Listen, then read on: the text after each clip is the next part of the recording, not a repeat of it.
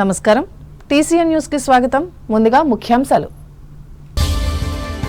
దశల వారీగా చేపట్టనున్న పశ్చిమ గోదావరి జిల్లా యనమదురు డ్రైన్ నిర్మాణ పనులు శాసనసభ సమావేశాల్లో వెల్లడించిన జలవనరుల శాఖ మంత్రి డాక్టర్ రామానాయుడు పశ్చిమ గోదావరి జిల్లాలో ప్రశాంతంగా ఆరంభమైన ఇంటర్మీడియట్ మొదటి సంవత్సరం వార్షిక పరీక్షలు జిల్లా కేంద్రం భీమవరంలో కేంద్రాలను తనిఖీ చేసిన జిల్లా కలెక్టర్ నాగరాణి ప్రత్యేక నిధులను కేటాయించి విపత్తుల్లో వినియోగించాలి రాష్ట్ర శాసనసభలో ప్రభుత్వానికి సూచించిన Tanuku MLA Arimilli Lions club సేవలను విస్తరింపచేసిన ఘనత తణుకు క్లబ్ వ్యవస్థాపకులు డాక్టర్ చిట్టూరుదే విగ్రహావిష్కరణ సభలో పేర్కొన్న ఎమ్మెల్సీ రవీంద్రనాథ్ తణుకులో ఘనంగా రోటరీ జన్మదిన వేడుకలు వ్యవస్థాపకులు పాల్ హరీష్ ముళ్లపూడి హరిచంద్ర ప్రసాద్ విగ్రహాలకు నివాళులర్పించిన నాయకులు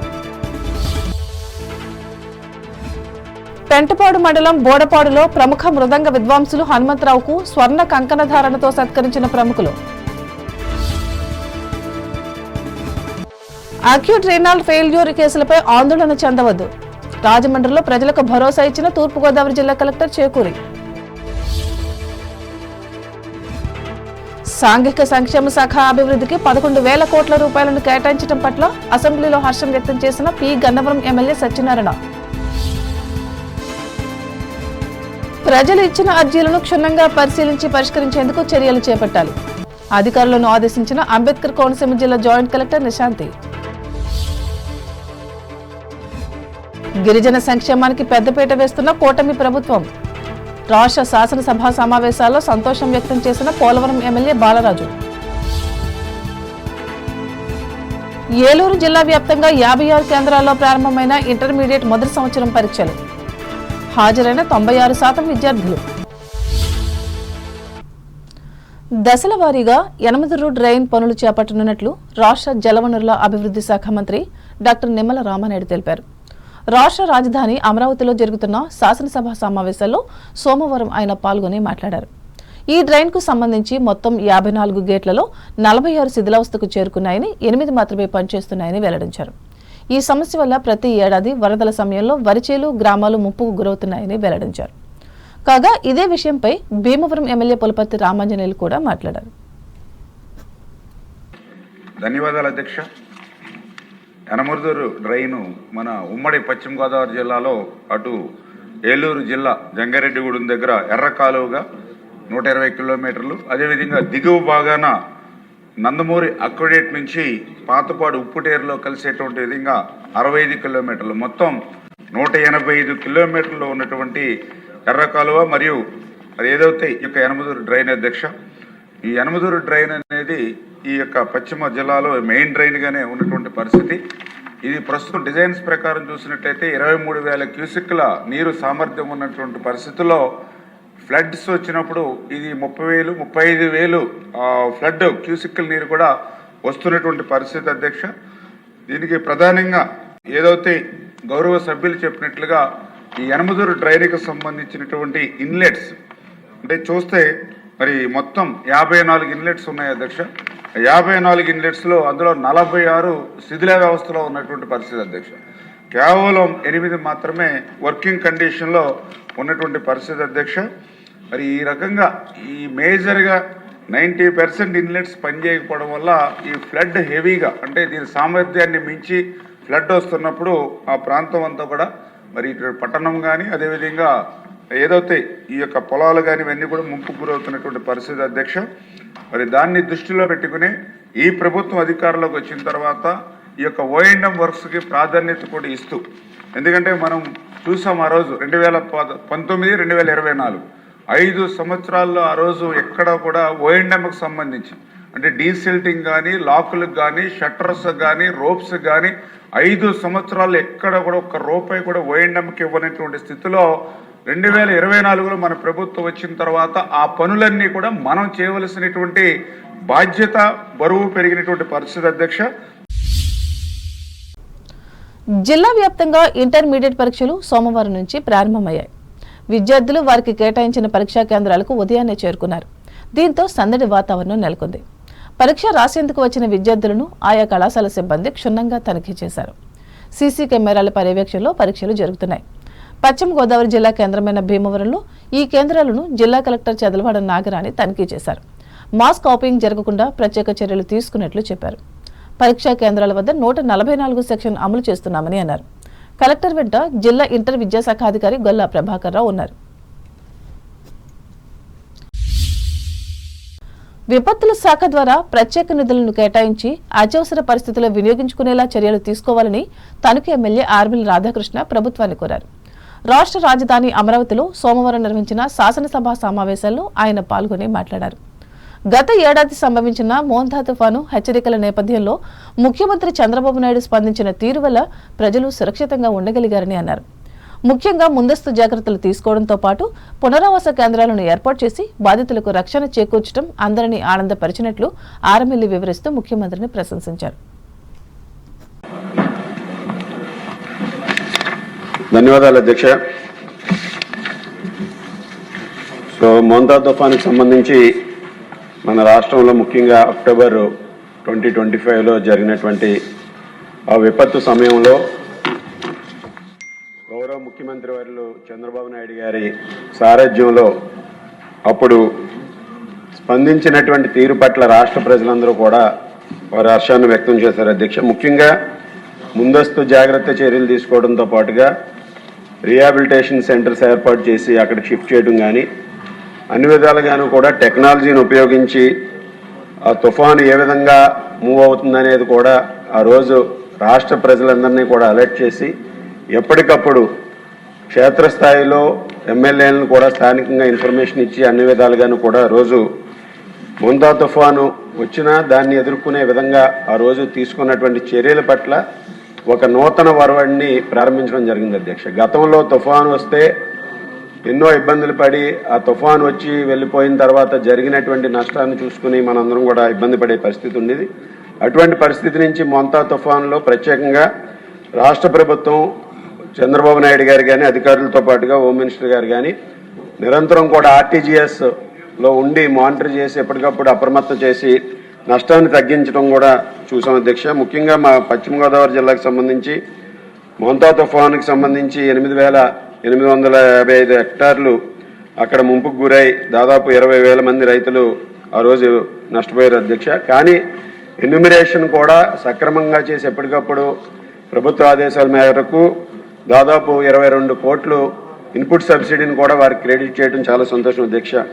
అయితే ఈరోజు మనకి సంబంధించి ముఖ్యంగా డిజాస్టర్ మేనేజ్మెంట్కి సంబంధించి అధ్యక్ష ఆ రోజు విపత్తుల సమయంలో ఇమీడియట్ రిలీఫ్స్ కోసం ఈరోజు బడ్జెట్లో కేటాయింపులు కూడా ఈరోజు చేశారు.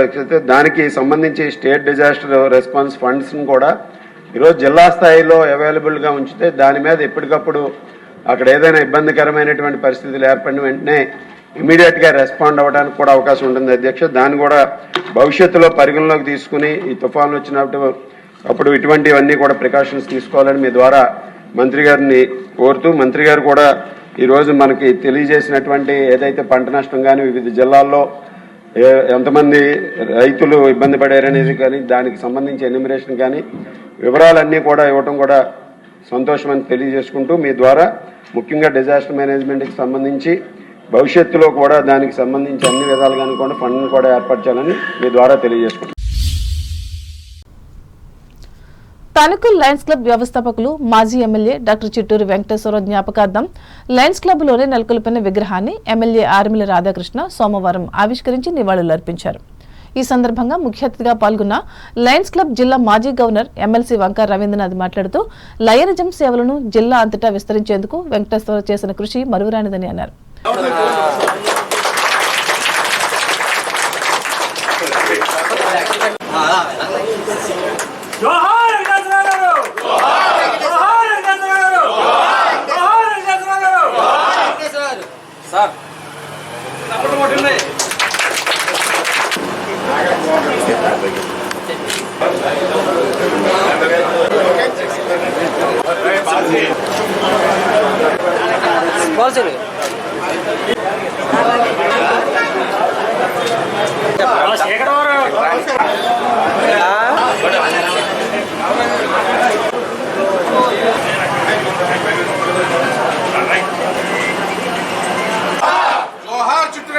లయన్స్ క్లబ్ తరపున స్వర్గీయ చుట్టూ వెంకటేశ్వర గారి విగ్రహాన్ని ఆవిష్కరించడం చుట్టుపక్కల ఉండే లయన్స్ సేవామూర్తులు అందరికీ కూడా ఎంతో ఉత్సాహాన్ని ఇస్తుంది.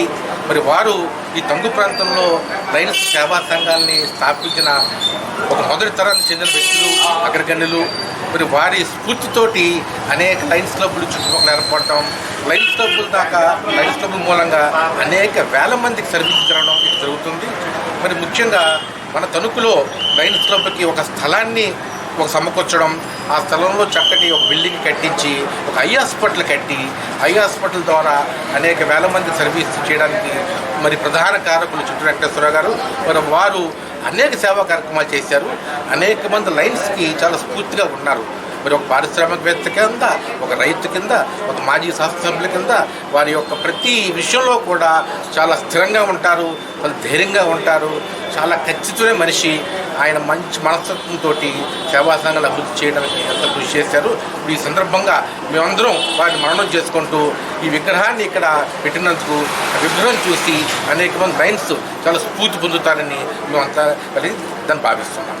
క్లబ్ అధ్యక్షులు కోడూరి వెంకట సత్యనారాయణ అధ్యక్షతన జరిగిన ఈ కార్యక్రమంలో క్లబ్ కార్యాలయం కోసం నిర్మించిన భవనానికి అవసరమైన స్థలాన్ని సేకరించడంలో ప్రధాన భూమిక పోషించిన నాటి అధ్యక్షులు, ప్రజా వైద్యులు తాతిన రామబ్రహ్మం, ప్రముఖ సామాజికవేత్త డివివిఎస్ వర్మ, మున్సిపల్ మాజీ చైర్పర్సన్ వంకర రాజకుమారి, మాజీ chairman Parimi Venkanna Babu, Andhra sugars assistant general manager Mullapudi Vikram Prasad, Lions మాజీ గవర్నర్లు దామిన రంగారావు, మాదిరెడ్డి బాబుజీరావు, క్లబ్ కార్యదర్శి పెతాని వెంకటరమణ, కోశాధికారి మాకిరెడ్డి రామకోటేశ్వరరావు, కడియాల సూర్యనారాయణలు పాల్గొనగా మాస్టర్ ఆఫ్ సెరమనీగా మాజీ అధ్యక్షులు చీకటి శ్రీనివాసరావు వ్యవహరించారు.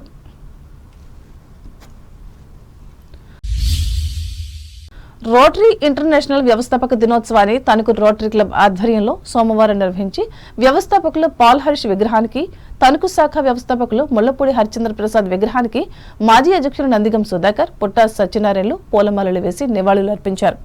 అనంతరం డాక్టర్ వత్సవాయి వెంకటరాజు సత్యవతి సభా మందిరంలో జరిగిన సభలో సాహితీ సామ్రాజ్యం అధ్యక్షులు, జాతీయ నాయకుల జయంతులను నిర్వహించి దేశభక్తిని చాటుకుంటున్న తాడినాడ భాస్కర్రావు ముఖ్య అతిథిగా పాల్గొని మాట్లాడారు.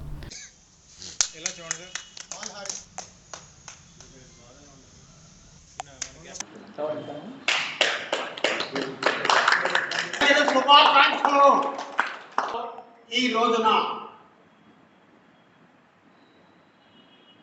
నిపుణులు, వ్యాపార నాయకులు మరియు సమాజ సభ్యులను ఒక చోట చేర్చే ప్రపంచ మానవతా సంస్థ.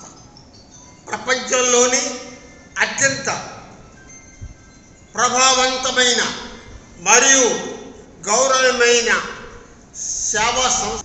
సర్వీస్ అబోషన్స్ అనే నినాదంతో పొందపరచబడిన రోటరీ మార్గదర్శక సూత్రం సహజ అవసరాలను తీర్చడానికి, అంతర్జాతీయ అవగాహన పెంపొందించడానికి మరియు సామాజిక స్వచ్ఛంద సేవా సంస్థ ద్వారా సామాజిక సామర్థ్యాన్ని ప్రోత్సహించడానికి దాని నిబద్ధతను ప్రతిబింబిస్తుంది.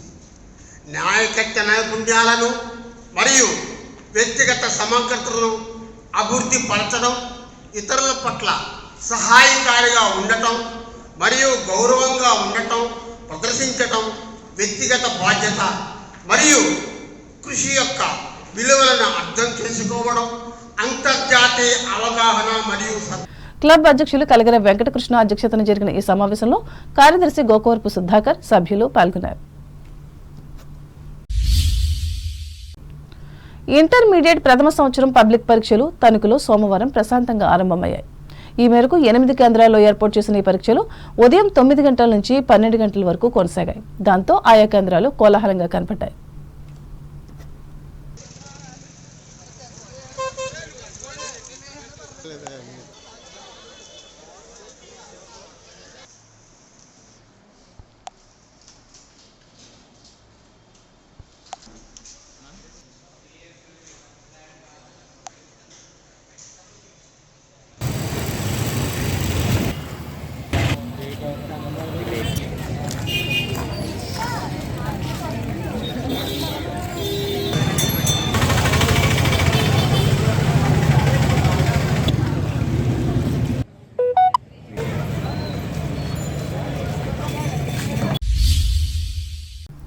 సహకార సంఘాల ఉద్యోగుల సమస్యలను పరిష్కరించాలని కోరుతూ తణుకులో నిర్వహిస్తున్న నిరవధిక దీక్ష కార్యక్రమం సోమవారం కూడా కొనసాగింది.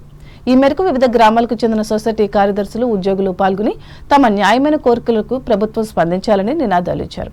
ఇందులో భాగంగా మోకాళ్లపై కూర్చుని తమ వాణిని వినిపించారు. ముఖ్యంగా ఆర్థిక భారం లేని సమస్యలను కూడా పరిష్కరించేందుకు ముందుకు రాకపోవడం దారుణమని వారు పేర్కొన్నారు. సంఘ నాయకులు చిలుకూరి వెంకటేశ్వరరావు పాల్గొన్నారు. కాగా అంగన్వాడీలకు కూటమి ప్రభుత్వం ఇచ్చిన హామీలను వెంటనే అమలు చేయాలని కోరుతూ ఈ ఉద్యోగులు కూడా ఇదే ప్రాంతంలో సోమవారం నిరసన కార్యక్రమం నిర్వహించారు. ప్రభుత్వం దిగి రాకపోతే ఈ ఆందోళన కార్యక్రమాన్ని ఉధృతం చేస్తామని వారు స్పష్టం చేశారు. ఈ 2 శిబిరాలను ఎమ్మెల్సీ వంకార్ రవీంద్రనాథ్, సిఐటియు రాష్ట్ర ఉపాధ్యక్షులు కె రాజా రామ్మోహన్ రాయలు వేరువేరుగా సందర్శించి సంఘీభావం ప్రకటించారు. ఈ కార్యక్రమంలో శ్రామిక మహిళా జిల్లా నాయకురాలు అడ్డగర్ల అజయ్ కుమారి, అంగన్వాడీ ప్రాజెక్టు అధ్యక్షులు పి వసంతకుమారి, కార్యదర్శి ఎం మధుశీల, సిఐటియు నాయకులు పివి ప్రతాప్, కామన మునిస్వాములు పాల్గొన్నారు.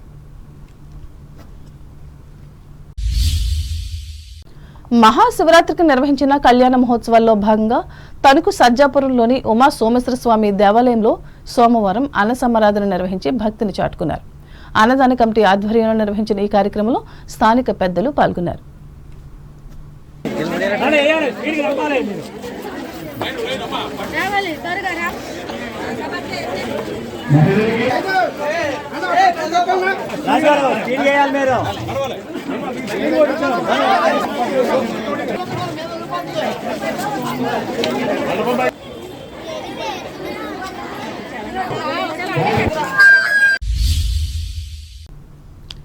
ఇప్పుడు ప్రకటనలు.